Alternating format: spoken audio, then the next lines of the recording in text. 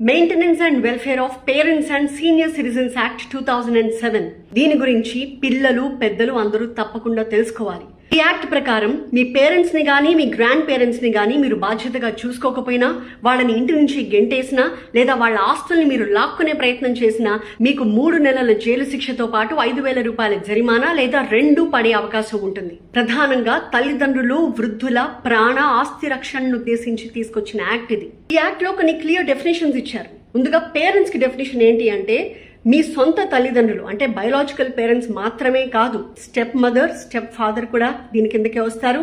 అలాగే కొన్నిసార్లు పిల్లలు దత్తత వెళ్తూ ఉంటారు కదా, అలా ఎవరింటికి వెళ్తారో వాళ్ళ బాగోగులు ఎవరు చూసుకుంటున్నారో వాళ్ళు కూడా సీనియర్ సిటిజన్స్ కాకపోయినా కూడా వీళ్ళందరూ కూడా పేరెంట్స్ కేటగిరీ కిందకే వస్తారు. వాళ్ళని చూసుకోవడం పిల్లల బాధ్యత.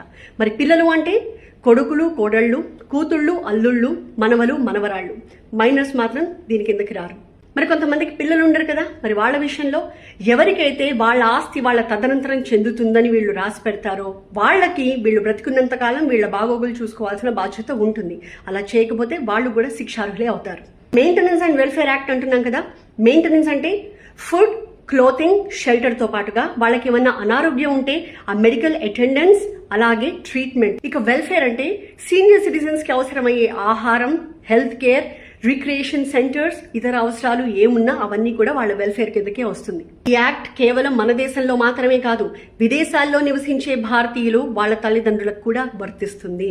రీసెంట్ గా వెలుగు చూసిన ఒక సంఘటన ఈ యాక్ట్ గురించి మళ్ళీ అంతా మాట్లాడుకునేలా చేసింది. హైదరాబాద్ మలక్పేట్ మూసారంబాగ్ లో శకుంతలాబాయి అనే 90 ఏళ్ల వృద్ధురాలికి 2 కొడుకులు, 4 కూతుళ్లు. భర్త ఎప్పుడో చనిపోవడంతో కొడుకుల దగ్గరే ఉంటుంది ఆమె. 5 ఏళ్ల క్రితం వాళ్ళ ఆమెను ఇంటి నుంచి గెంటేయడంతో తన చిన్న కూతురు దగ్గర ఉంటుంది. అయితే తన ఇంటి నుంచి తననే గెంటేశారు, తనకి న్యాయం చేయండి, తన ఇంటిని తనకి తిరిగి ఇప్పించండి అంటూ ఆమె 2024లో స్థానిక సీనియర్ సిటిజన్స్ అసోసియేషన్ వాళ్లతో కలిసి వెళ్లి హైదరాబాద్ ఆర్డీఓని ఆశ్రయించింది. ఆర్డీఓ ఆ 2 కొడుకుల్ని పిలిపించి వాళ్ళకి కౌన్సిలింగ్ ఇస్తే ఇంటిని తల్లికి అప్పజెప్పేస్తాము అని చెప్పి వాళ్ళు మాట ఇచ్చారు. కానీ ఎంతకాలమైనా ఆ పని చేయలేదు. దీంతో ఈసారి 48 అవర్స్ డెడ్ లైన్ పెట్టారు. దాన్ని కూడా వాళ్ళు అతిక్రమించడంతో నేరుగా ఇంటికి వెళ్లారు. తీరా చూస్తే వాళ్ళ ఇంట్లో లేరు, ఇంటికి తాళం వేసింది. వెంటనే పోలీస్, మీడియా అండ్ లాయర్ సమక్షంలో ఆ ఇంటిని సీజ్ చేశారు, ఆ తల్లికి అప్పచెప్పేశారు. ఈ case maintenance and welfare of parents and senior citizens act 2007 పరిధిలోకి వస్తుందని, ఒకవేళ ఆమె కొడుకులు మళ్లీ వచ్చి ఏమైనా జోక్యం చేసుకుని ఇబ్బంది పెడితే ఈసారి వాళ్ళ మీద లీగల్ యాక్షన్ ఉంటుందని హెచ్చరించారు అధికారులు. సో పిల్లలు ఈ విషయాన్ని గుర్తిరిగి బాధ్యతగా వ్యవహరించాలి.